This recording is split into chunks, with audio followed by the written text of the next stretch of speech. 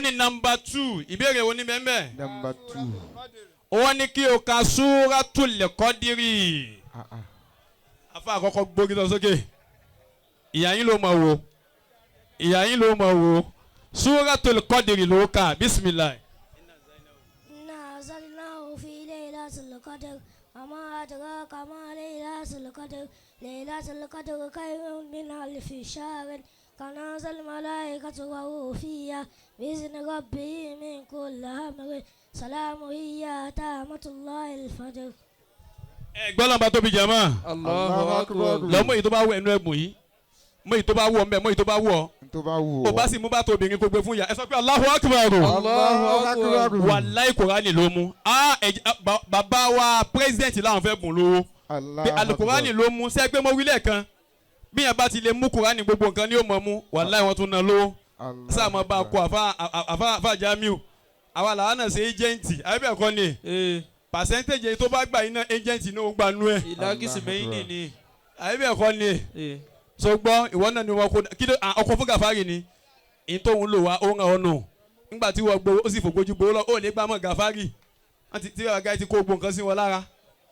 Ìyàwó Àmírà wàláhì àwọn náà tún náà ìyàwó Àmírà àbí kí n wá gba náfìlà tẹ̀ ń lò mà. Ẹ̀yọ̀ ń bá níbo Muhammad. Ọ̀yá lọ ń jòkó lẹ̀.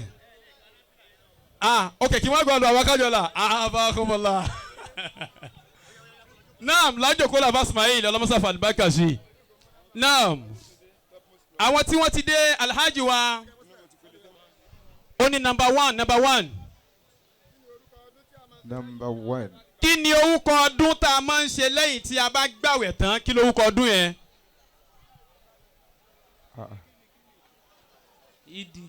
Ìdí kiri. Ọlọ́run fa àlùbáríkà sí ayọ̀ ńdá ayé tó bá dọ̀ọ́dún tó ń bọ̀ wá. Ó padà wá. Ó ní ìdílì mọ̀lúdì. Tọ́.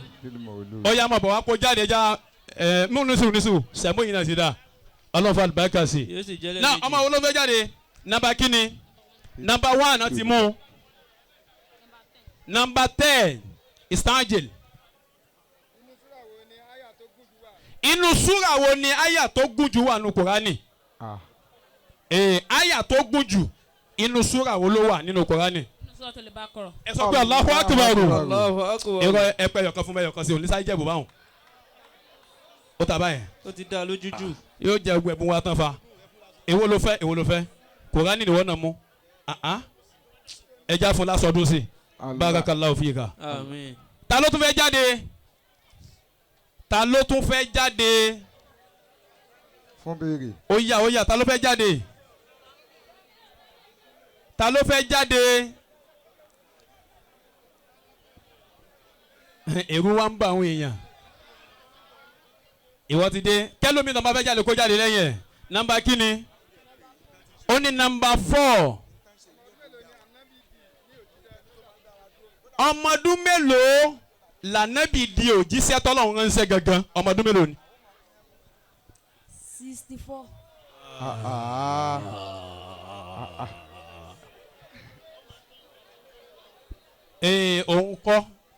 Òun kọ́ kò gbà. Ó mọ tó ń sọ àmọ́ kò gbà yí táwa bí léèrè yìí. Ẹja yọ̀ǹda rẹ̀ mọ́dọ̀ ọlọ́fà àlùbáríkà sí. Ó ní number 5 ó yá.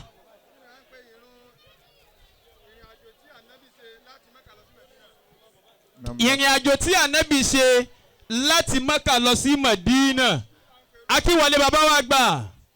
Maulana Fadilatu Sheikh Abdul Fatai Muhammad Raji Al-Thaqafi gbogbo ẹlẹ́kẹ̀ jáde sókè. Allahu Akbar. Láti ìlú Èkó.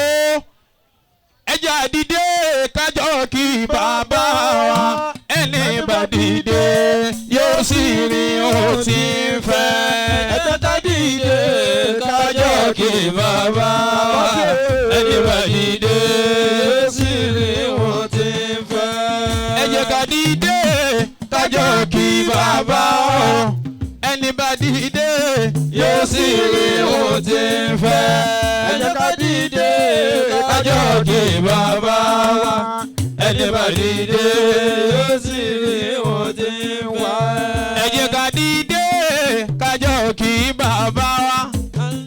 yẹ ká dìde kájọ kí àfa wa ẹni bá dìde yóò sì rìn ó ti wá. àbísọ ẹjẹ́ ká dìde kájọ kí bàbá wa o ẹni bá dìde yóò sì rí wọn tí ń fẹ́.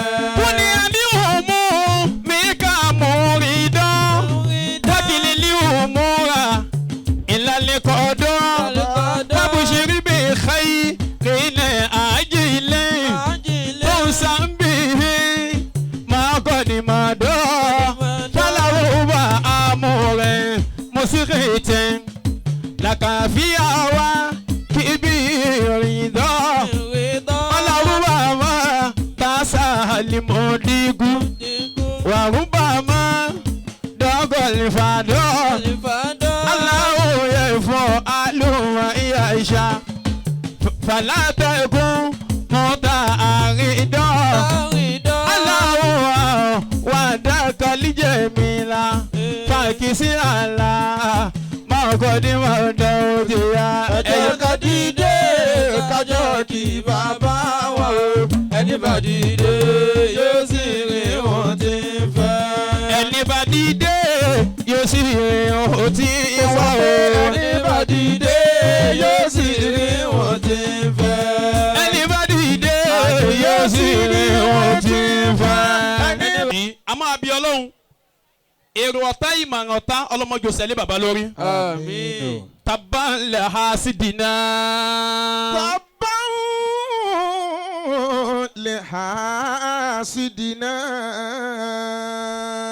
Bu'dan la hakidina. Bu'dan li akidina. Wala yakuna bi amni kulla zimani. Wala yakuna bi amni kulla azimani. Wala yakuna bi amuni kulla azimani. Bàbá àwọn ọ̀tá yóò ní nísìmí láyéláyé. Wala yakuna bi amuni kulla azimani. Bàbá yín ta kọ́ lọ́ra yín kọ́ lẹ́pọ̀ ọlọ́mọ́sàjà rí yín pẹ́. àmín. Torí àsìkò a sì mọ̀ pé ẹ̀ tún padà sọ sí kò. Bẹ́ẹ̀. Àbí ká ṣe kán máa ń kóbó. Náà a tún máa lọ bí ètò tó kàn àwọn ọmọ tó fẹ́ gbẹ̀mù ló ti wà nílẹ̀ yìí. Ó yá sọ àmọ́ bọ̀. Mú nọ́mbà. Ì ń bọ̀ wá. Nọ́mbà kí ló mú? Nọ́mbà 5.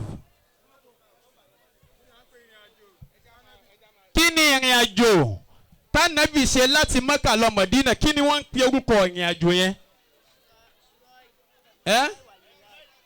Shirai wal mirai. No. Láti Mẹ́kà lọ sí Mọ̀dínà. Shirai. No, kò gbá. Ó kẹ̀kẹ́ sí. Ìrìn àjò láti Mẹ́kà lọ Mọ̀dínà. Kí ni wọ́n máa ń pè é? Àló gbàṣẹ subahana wa bika. Rabbil izzati. Nọ́mbà kí ni? Nọ́mbà 5 wọ́n ti gbé gbẹlúmi. Nọ́mbà 7. Talẹ́ni tó jẹ khalifa lẹ́yìn ikú ànábì wa Muhammad kí lórúkọ rẹ̀? Abu Bakr. Ẹ sọ pé Allahu akbar. Allahu akbar. Ó yá mú ẹ̀bùn. Ẹlòmíì ọ̀sẹ̀hún ọmọlọ́mọ àfa aṣọ yídì. Nọ́mbà kí ni? ó tún fẹ́ mú mi. Number 3. Nọ́mbà 3. Question pọ̀ mẹ́ bàbá. Question pọ̀ ti pọ̀ jù. kí ló lò wá. Oṣù Ìsìlámù tá a máa ń kà abẹ́gbọ́ mélòó ni? Mélòó. Kò dẹ̀ kàn abẹ́gbọ́ ni. Oṣù Ìsìlámù mélòó ni kò sì kàn? Méjìlá. Méjìlá ó ṣe ó yá kà. Muharram, Safar, Rabiul Awwal, Rabiul Thani, Jumadal Ula, Jumadal Thani, Rajab, Shaban, Ramadan, Dhul-Qa'dah. Ẹgbẹ́ ló ń tóbi o. Allahu akbar. Ọ̀gá ọkùnrin ọmọ àlè. Obìnrin wa kéwú lọ fún yín báyìí. Rabbil awwal. Ẹ ní sùúrù. Ẹ fún wọn ti fún lówó. Ẹ fún ìyá rẹ̀ ń bàtà ọdún. Ẹ fún ìyá rẹ̀ ń bàtà ó ṣeun. Sori tẹ bá fẹ́ ṣe é dá ó yẹ kó lọ gbé ráìsì fáfà tó kọ́ ń kéwú ni. Àyè bẹ́ẹ̀ kọ́ ni. àfa tó kọ ní Rabiul Thani. Ó wà kó ṣeun kó ń gàn ò lè dákó mọ́. abẹ́rẹ́ fídíò wa gbé. Náà bẹ́ẹ̀ lomi. Eléyìí tó ti jà lásà sí gbọ́ yìí. Nọ́mbà kí ni? 12. Number 12. Allah. Kí ni orúkọ àkọ́fẹ́ ìyàwó ànábì? Sallallahu alayhi wa sallam. Khadija. Khadija. Ẹ mú ẹjọ́ pọ̀ ẹ̀kan sí eléyìí dàgbà díẹ̀. Mú nọ́mbà mi sí. Go down number 5. Mú nọ́mbà mi sí. Number 13. Number 13. Ìyàwó ànábì ẹ̀wọ̀ ni ò sábíàmọ́. Kí lorúkọ rẹ̀? Well done. Àyẹ̀bẹ̀ fọ́ ni. Ìyàwó ànábì wo ni ò sábíàmọ́? Kí lorúkọ rẹ̀?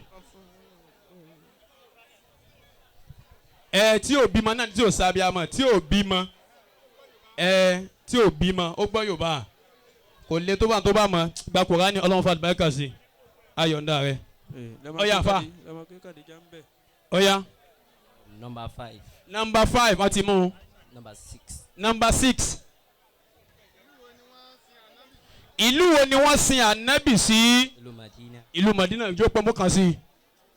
Àgbàlagbà ni. Number kí ni ẹja ṣe bẹ́ẹ̀ mú kan sí. Number 8. Number 8. Ìwẹ̀ mélòó la ní nínú Islam kó ẹ̀dẹ̀ ká gbogbo ìwẹ̀ yẹn? Bẹ́ẹ̀ ni ìwẹ̀ mélòó la ní nínú Islam kó ẹ̀dẹ̀ ká gbogbo ìwẹ̀ yẹn? Bismillah. Ani aljanaba. Ìwẹ̀ nifas. Ìwẹ̀ guslu nifas àti aido. Ó ní mẹ́ta tó mọ́ nìyẹn.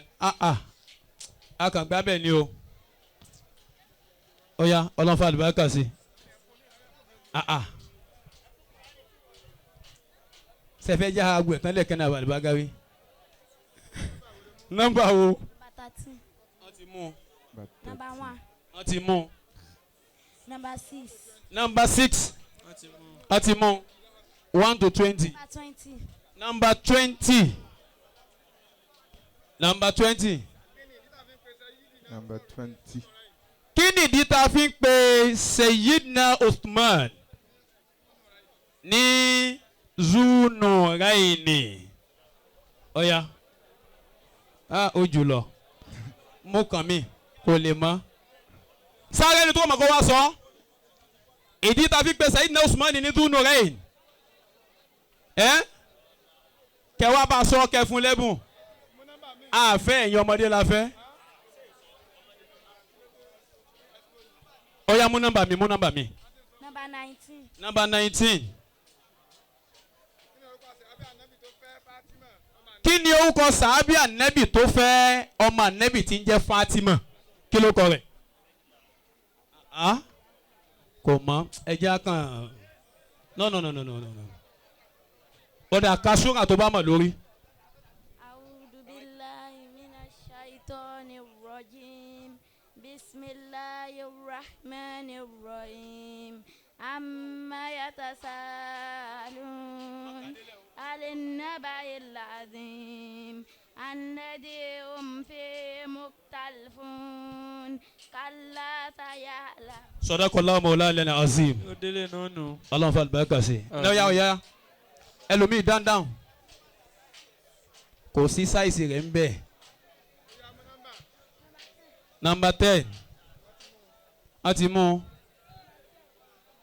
Number 12 ọ̀ya. Number 15. Ìrun rákà mélòó la máa kí ní ìdí? Méjì. Ẹgbọ́n lọ́n tóbi fún ọ. Gbé kan sí. Ó sì bá sáré wẹ́bùn. Mo kàn sí. Ṣé tá a bá fẹ́ kí ìdí a máa ń pè wọn àbá kí ń pè wọn? A máa ń pè wọn. Bọ́lá àdúgbò yín. Òkè sí ni bóyá máa ń ẹ má bínú sàrọ̀. Bóyá máa ń pè wọn ní ìdí. Ẹ̀yọ́ bá nẹ́bí. Kàtà ó bá ló pèsè ẹ bá ó fẹ́ kó mi bá yín ni o. Náà.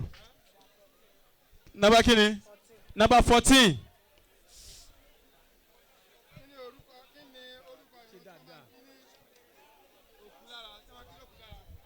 Kí ni wọ́n máa ń pe orúkọ ìrun tí wọ́n máa ń kí sí òkun lára? Jìnnìsà. Ó pè bíi tìlú òkè náà ló ṣe pé èdè lókè ló fi pé jìnnìsà. Tọ́ Ẹ̀yin bá nẹ́bí. ó wọlé. Ó ra mélòó ni rákà yẹn tó máa ń kí? Rákà mélòó? méjì. kò gbá ẹja fún nìkan mú un tó bá wù ẹ́ mú un tó bá wù ẹ́. wọ́n gbé fọ́ọ̀nù.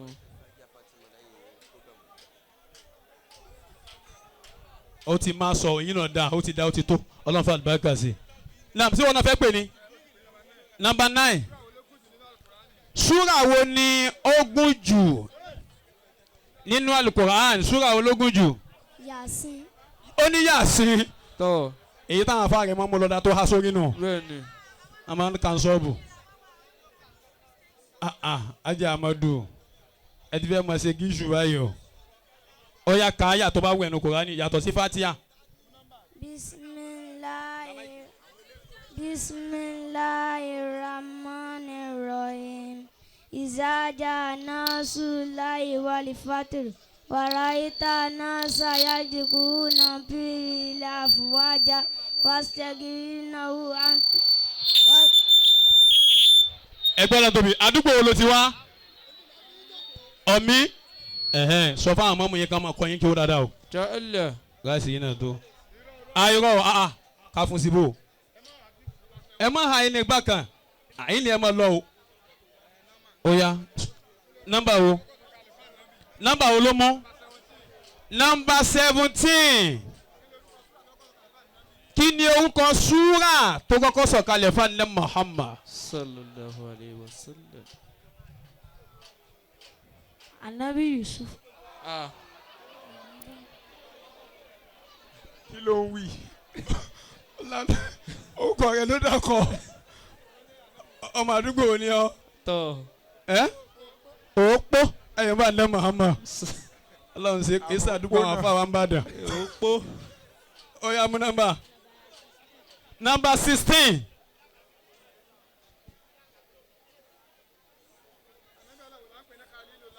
Ànábì Ọlọ́run ọba wo ni ń jẹ́ Khalilullah. Anabi. Anabi Yusuf. Ànábì Yusufu. tó gbá lọ́jọ́ kólẹ̀. afa Yusufu. lọ́wọ́ yóò mú nọ́mbà mi ni. mú nọ́mbà wa. Sumabi a ti mú 12 fún mi 21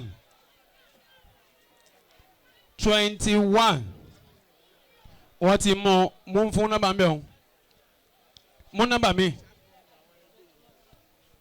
mú nọ́mbà mi ó yá.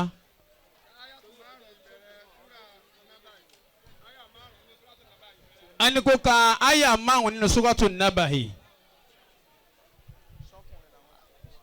أما يتساءلون عن النبأ بسم الله الرحمن الرحيم أما يتساءلون عن النبأ العظيم الذي هم فيه مختلفون كلا سيعلمون ثم كلا سيعلمون كلا لو تعلمون علم اليقين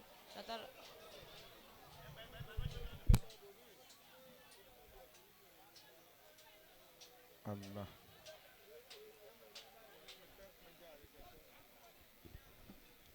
Engineer.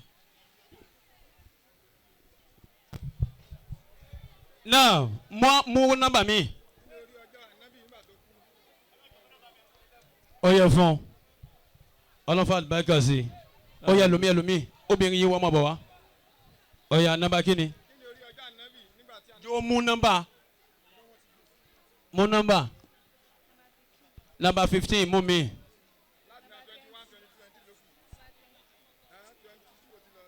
$23 wálé ó yá. 25 ó yá.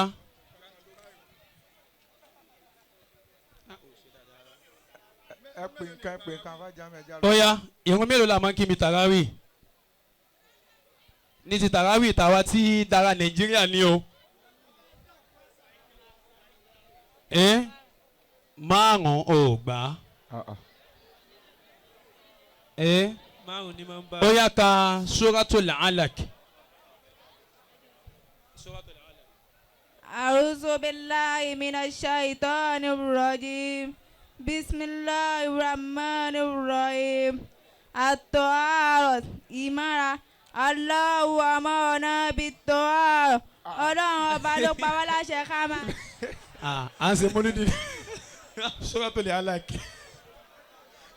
ẹ̀yọ́ bá nẹ́bí ẹ bá ń bùn bàtà ọlọ́ba àlùbásà mọ́ lọ gbogbo nǹkan ló wà ń bàdàn. wàláì àárín kan wílé kó. dáwọ́ orúkọ mẹ́wàá ní orúkọ tánàbí ń jẹ́ orúkọ mẹ́wàá tánàbí ń jẹ́. Alamin. Alamin. Amadu. mọ́lọ́mọ́lọ́mọ́lọ́ lẹ́lómi. Alaminu. ẹ̀yà pè ń fún wa pè ń. أعوذ بالله من الشيطان الرجيم. Ìbàdàn. الله أكبر الله أكبر الله أكبر الله أكبر أشهد أن لا إله إلا الله أشهد أن لا إله إلا الله أشهد أن محمدا رسول الله أشهد أن محمدا رسول الله. takbir. Allahu akbar. ẹ fún ráìsì ó yá máa bọ̀ wá ìwọ máa bọ̀ ó yá ṣe ká mọ̀ ṣe kọ́ mọ̀. الله أكبر الله أكبر أشهد أن لا إله إلا الله أشهد أن محمدا رسول الله حي على الصلاة حي على الفلاح قد قامت الصلاة قد قامت الصلاة الله أكبر الله أكبر لا إله إلا الله. takbir. Allahu akbar. ẹ yá máa bọ̀ wá ẹ yá kàtáyà àtáyà àtáyà. التحيات لله الزاكيات لله الطيبات صلوات لله السلام عليك أيها النبي ورحمة الله وبركاته السلام علينا وعلى عباد الله الصالحين. Allahu akbar. máa bọ̀ wá ó yá ká wà duha suratu duha. àti bí wọ́n lé rẹ̀ àti bí tẹ́lẹ̀ ó máa wà duha kàlámùtà káyífà. ọ̀túnmọ̀ náà kàtàbá tí a dá. تبت يدا Ó wọnú ẹ̀mí. náà ó ti tó báwọn a tún padà máa pèsè ẹ lọ jòkó náà à ń bọ̀ wá. a pè Sayyida Fatima ìṣẹ́jú mẹ́wàá mo ṣe rí nù. Sayyida Fatima ń bọ̀ wá ìṣẹ́jú mẹ́wàá láti ìlú Èkó. ẹ jókòó ìwọ́n kan kó fẹ́ gbẹ̀mú jókòó kalẹ̀ lẹ̀ a sì ń bọ̀ wá lórí ẹ̀. ó yá ó yá ó yá.